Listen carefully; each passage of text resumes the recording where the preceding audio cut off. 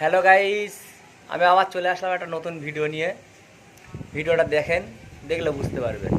তা আমার একটা ভাই একটা কথা বলছে যে কোনো রকম হিন্দু ধর্মটাকে নিয়ে ছেলে খেলা হচ্ছে না তো, কিন্তু হ্যাঁ এরকমই আমারও মনে হচ্ছে। তাই বলি সকল ভাই দেখবেন ভিডিওটা, আর লাইক কমেন্ট শেয়ার করে দেবেন, আর বেশি অংশ মানুষকে দেখার জন্য সুযোগ করে দেবেন, ঠিক আছে? তা আমার এই ভাইয়ের বক্তব্যটা আসো দেখা যাক সঠিক কি না। নিচের ভিডিওটা সকলকে দেখার জন্য অনুরোধ করলাম। দেখুন ভিডিওটা। পুজো উদ্বোধনে মুখ্যমন্ত্রী মমতা বন্দ্যোপাধ্যায় হিন্দু ধর্মকে নিয়ে এরা কেন ছেলে খেলাগিরি করে? বন্ধুরা ভিডিওটা প্রতিবাদ করুন, ভিডিওটা দেখুন।